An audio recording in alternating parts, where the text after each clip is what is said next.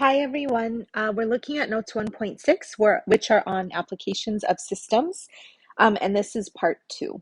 So just a reminder of the 5 steps that we want to do when we are modeling these equations, which are all on the previous page. So make sure you take a look at those 5 steps as we go through this. So the first thing we want to do is identify the unknowns and give them variables. And these are going to be called let statements. So in order to be able to do that, let's look at the information that's given to us. So it tells us that a rectangle has a perimeter of 155 centimeters. And then it also tells us that its length is 10 less than 4 times its width. And we're asked to find the area of the rectangle. So first thing I'm going to do is I'm going to identify what the 2 things I don't know are. And the 2 things I don't know are the length and the width. So we're going to say let the length equal L, and we'll let the width equal W. And when we draw a picture of what's going on here, here's the width, here's the length, okay? Because we have 2 variables, that means that we have to write 2 equations. So our first equation is going to be using the fact that the perimeter is 155. So to find perimeter, we take 2L plus 2W, and that would equal 155. So there's my first equation. My second equation is going to come from this right here. It says the length is 10 less than 4 times the width. So let's take this little by little. It says the length, then it says is, so I'm going to put an equal sign, and then it says 10 less than, and just a reminder, if it's 10 less than, that goes at the end, so we're going to subtract 10 from something, and that something is 4 times the width, which is 4W. So we need 2 variables, we have 2 equations, we're good to go. Now we can go ahead and solve this system of equations using whatever method we'd like. Now I'm going to use substitution because the L is already isolated. So every time I see an L in this equation right here, I can just replace it with this 4W minus 10. So I'm going to go ahead and write this out. It's going to be 2, and then in brackets, I'm going to write down the 4W minus 10, and then I'm going to add the 2W, and that's going to equal 155. Now I can just go ahead and solve. So 2 times 4W is 8W, 2 times negative 10 is negative 20. Add the 2W onto it, and you get 155. Now 8W and 2W together should give you 10W. I'm going to add the 20 to both sides, so 10W equals 175. Divide both sides by 10, and I'll end up getting W equals 17.5. So we now know the width. We know the width is 17.5 right here. And to find the length, we have to replace the W with 17.5. So here, I'm just going to do this on the side like this. I'm going to put in 17.5 right here. And then I'm going to multiply 4 by 17.5, and I end up getting 70, subtract the 10 from it, so now we know the length is 60. So we've solved for our 2 different variables, but the question is asking us to find the area of the rectangle. So to find the area, you do length times width. So here, the length is 60, and the width is 17.5. Now I'm just going to go ahead and multiply these 2 numbers together. So I get 60 times 17.5, and I end up getting 1,050. So here, my area would be equal to 1,050, and the unit would be centimeters squared, okay? And then we just have to write a therefore statement. And I'm sorry that there's not that much room. I'm going to sneak it in right here. So I'm going to say, therefore, the area of the rectangle is 1,050 centimeters squared. And we are done with this question. All right, question number 3. Let's read through it and let's highlight our key information as we're reading through it. So it says, Hugo and his friends have decided to canoe down the Grand River from the valley to the Elora Gorge. It took Hugo 2.5 hours to paddle downstream to Elora. And just a quick note, when you are paddling downstream, that means that the current of the water is pushing you. So you're going at a certain speed, you're traveling at your own speed, as you're going downstream, but you're actually able to go faster down this downstream because the current is also going at a certain speed, so it's pushing you. You're able to go a little bit faster with the speed of the current that's helping you out. Okay, but then on the way back, it took him 5 hours to paddle back against the current. So this time he's going back against the current. So the current that is still going in this direction right here, he's working against the current. So it's going to actually slow him down. Okay. So then we know that the total distance traveled was 40 kilometers. Find the current speed and Hugo's paddle speed. So we want to find out how fast the current is, as well as how fast Hugo himself is paddling.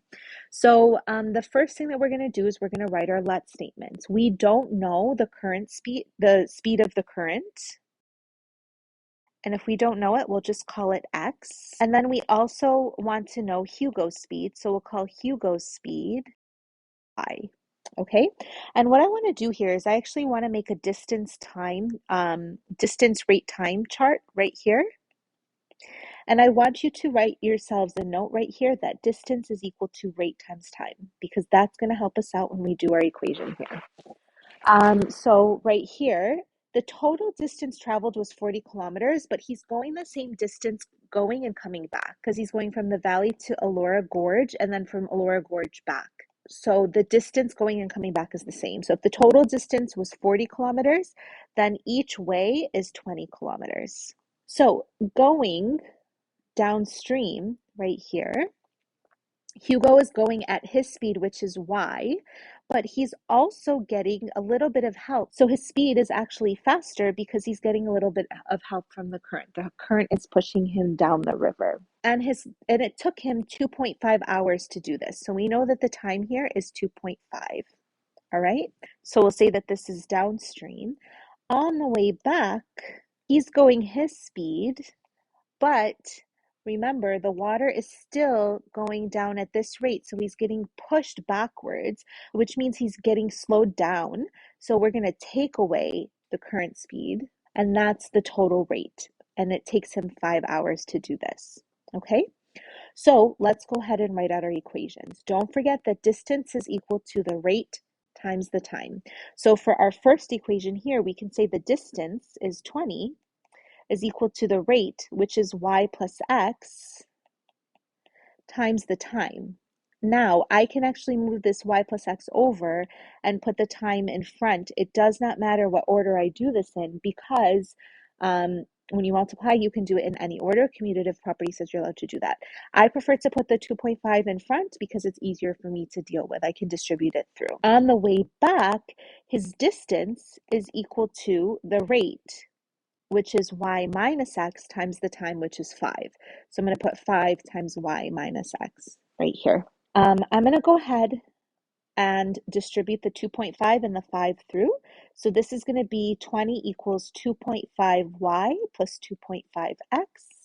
And then this right here is going to be 20 equals 5y minus 5x. So now I'm going to use elimination because the y's and the x's are lined up. And I can easily get the x's to cancel each other out because if I double this 2.5, I get 5, and 5 and negative 5 will cancel each other out to give me 0.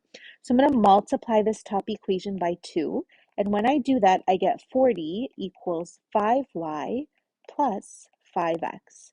And then I don't have to do anything with the bottom equation. I can just copy it down as 40 equals 5y minus 5x. And the 5x's cancel. So here I can say, and sorry, I apologize, I meant to say 20 here. So here I can say 40 plus 20, I can add those two together, I get 60. 5y plus 5y is 10y. And then divide both sides by 10, so I get y equals 6. So we know that Hugo's speed is 6 kilometers per hour. Let's go ahead and plug this into any equation we want to solve for x. So I'll plug it into the top equation right here because I just don't want to deal with negatives. So here I'm going to say 20 equals 2.5 times 6, because now I know that the y is 6, plus x right here. So I get 20 equals 2.5 times 6 right here is 15, plus 2.5x. So right here, subtract the 15, you get 5 equals 2.5x. Divide both sides by 2.5, and I end up getting 2 equals x. So we know that the speed of the current is 2 kilometers per hour.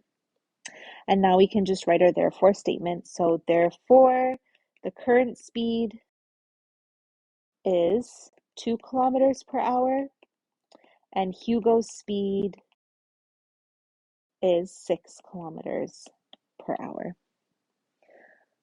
Okay, in question number 4, it's a very similar question. I just want to talk about this one really quickly and show you a slightly different way to do this. So you have a couple of options and you can choose whatever works best for you.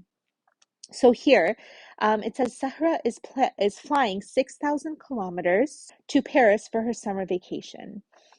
The flight from Toronto to Paris takes 6 hours and travels with the wind. So she's starting in Toronto. She goes to Paris. Because it's traveling with the wind is speeding her up. She can get there quicker than if she goes the opposite direction. So here it tells us the flight home takes 8 hours and goes against the wind. So this time she's going back the opposite way and the wind is slowing her down. How fast was the plane flying and what was the plane speed? So these are the two things that I'm trying to get the answer to. So how fast was the plane flying and what was the wind speed? Same thing that we did before. First thing I want you to do is write down distance equals rate times time. And we're going to write our let statements first. So we don't know how fast the plane was flying. So we're going to say let the plane speed equal x. And then we don't know the wind speed. So we're going to say let the wind speed equal y, okay? And let's go ahead and make our distance rate time chart. And then we have our first one when she's going to Paris and the wind is making her go faster. It's speeding her up. The distance is 6,000 kilometers. Her rate is the speed of the plane plus the wind that's helping her out. So the wind is speeding her up because she's going with the wind. And the time we know is 6 hours here. On the way back, she's still going 6,000 kilometers. So this is returning. But this time she's going against the wind. So the wind is slowing her down. So her rate is y less than x. And it takes her 8 hours. Okay, and then before we write our equations, this time I want to show you a slightly different way to do this. So I'm going to isolate the r because the r has variables here, and I'll just get the r alone just to make things easier. So to isolate the r, I have to divide both sides by t. So distance over time would be the rate right here, or the rate is equal to distance over time. So for going, we know that the rate is x plus y, and that would equal the distance, which is 6,000, divided by the time, which is 6. So here I can just say x plus y would equal 1,000. Okay, so here's another way you could look at it if you prefer to just have the x plus y by itself on one side. Okay, for going back, we know that the rate right here that we're talking about is x minus y, and that's equal to the distance, which is still the 6,000, but this time it's divided by the time, which is 8 this time. So this ends up becoming x minus y is equal to 750. The nice thing about this is now I just have x plus y, x minus y, and when I add them together, the y's cancel. So I end up getting 2x equals 1750. To get that x alone, I can just divide everything through by 2. So 1750 divided by 2 is 825. And then now that I know that, I can just plug that in right here. Instead of x, I'm going to replace the x with 825 and then copy the rest down. So plus y equals 1,000. So here I get y equals 125. So we know that the wind speed is 125 kilometers per hour, and we know that the plane speed is 825 kilometers per hour. So we can say here, therefore, the plane speed is 825 kilometers per hour, and the wind speed is 125 kilometers per hour. And we are done with this question. Let me know if you have any questions, and I will see you in class. Bye.